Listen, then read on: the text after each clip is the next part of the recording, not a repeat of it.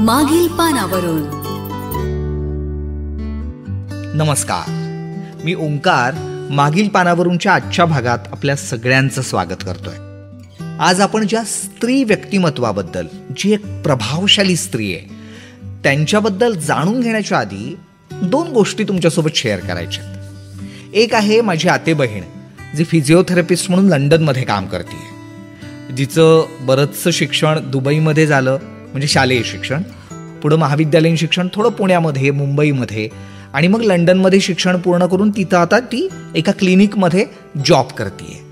तर ती मला सांगत असते तिथले तिचे आफ्रिकन, जॅपनीज, चायनीज मित्रमैत्रिणी, सहकारी, त्यांच्याबरोबर तिचे असलेले संबंध, जीवनशैली आणि या सगळ्यातला फरक, पण त्या सगळ्याशी जुळवून घेताना तिची होणारी कसरत, पण नवं काहीतरी सापडतंय, स्वतःचं अस्तित्व सिद्ध करायला मिळतंय याचा आनंद. आणि आता दुसरी गोष्ट आहे ती बरोबर याच्या उलट आहे.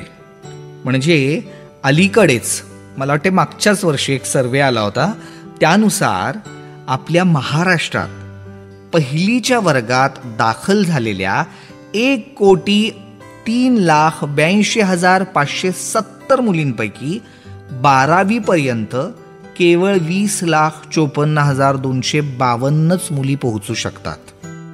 म्हणजे बघा, कित्येक मुलींना आपलं शालेय शिक्षण देखील पूर्ण करता येत नाही या 21व्या शतकामध्ये. मग त्यासाठी अनेक सामाजिक, आर्थिक, राजकीय कारणं आहेत. पण त्याची फलनिष्पत्ती म्हणून या अशा प्रकारच्या अवहेलनेला, वंचनेला त्या मुलींना सामोरं जावं लागतं. आता ह्या 2 गोष्टी तुम्ही बघितलेल्या आहेत. या पार्श्वभूमीवर मला तुम्हाला सांगायची आहे एका महिलेची गोष्ट, एका खंबीर, कणखर स्त्रीची गोष्ट, ज्यांचं नाव आहे कॉर्नेलिया सोराबजी, ज्या मुंबई विद्यापीठाच्या पहिल्या महिला पदवीधर आणि भारतातल्या पहिल्या महिला वकील आहेत.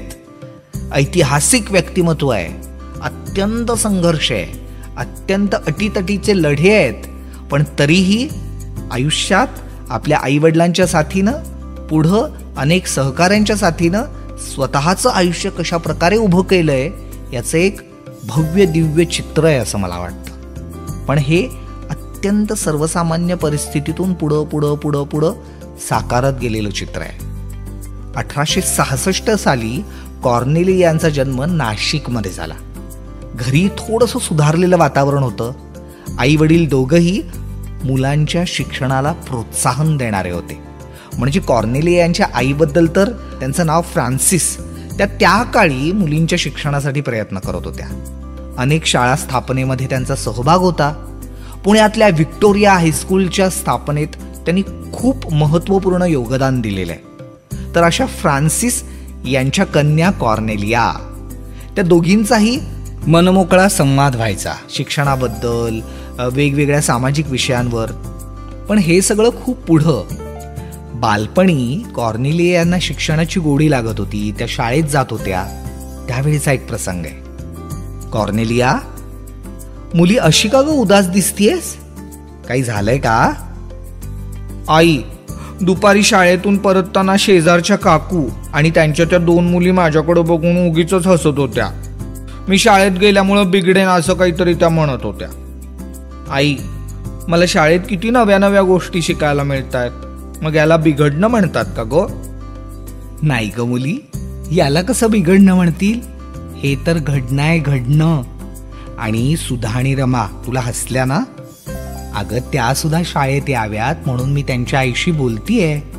त्याही एक दिवस तुझ्यासोबत येतील. मी समजावतीये त्यांना. शिक्षणामुळं माणूस सुजाण बनतो. त्याला चांगलं काय, वाईट काय हे कळायला लागतं अगं. आणि त्या येतील हो दोघी तुझ्यासोबत. बरं, मी खायला काढून ठेवलंय तेवढं खाऊन घे हो. मी येते परत लवकरच. नव्या शाळेसंबंधी मीटिंग आहे ना, ती आटोपून आलेच मी. आता घरी इतकं सुधारकी, पुढारलेलं वातावरण होतं, त्यामुळं कॉर्नेलिया यांना घरातून खूप प्रोत्साहन मिळत होतं. आईवडील दोघंही कटाक्षानं मुलांच्या शिक्षणाकडे लक्ष देऊन होते. त्यामुळंच कॉर्नेलिया यांचं बालपण शिक्षणासंबंधी अनुकूल होतं असं म्हणायला हरकत नाही. पण पुढं मात्र बाहेरचं वातावरण शिक्षणासाठी बरंचसं प्रतिकूल होतं. म्हणजे मुंबई विद्यापीठात प्रवेश मिळावा म्हणून कॉर्नेलिया यांच्या मोठ्या बहिणीला बराच संघर्ष करावा लागला होता. त्यांचे अर्ज बऱ्याच वेळा फेटाळले गेले होते. विद्यापीठात प्रवेश नाही, मग कुठलं आलंय उच्च शिक्षण. पण कॉर्नेलिया यांनी मात्र चंग बांधला होता. त्यांच्या वडिलांनीही ठरवलं होतं कॉर्नेलियाच्या बाबतीत आपण माघार घ्यायची नाही, आणि विविध प्रकारे विद्यापीठाच्या प्रशासनाशी पाठपुरावा करून त्यांनी कॉर्नेलियाचा प्रवेश निश्चित केला. आणि भरपूर गुण मिळवून, सर्वोत्तम गुण मिळवून म्हणा ना, कॉर्नेलिया यांनी पदवीची परीक्षा पास केली. बरं, पुढं काय झालं? ही पदवी मिळाली म्हणजे कॉर्नेलिया यांचं स्वप्न पूर्ण झालं? छे, ही तर एका नव्या प्रवासाची सुरुवात होती. काय घडलं बरं पुढं? त्यासाठी ऐकावा लागेल मागील पानावरूनचा पुढचा भाग. मागील पानावरून.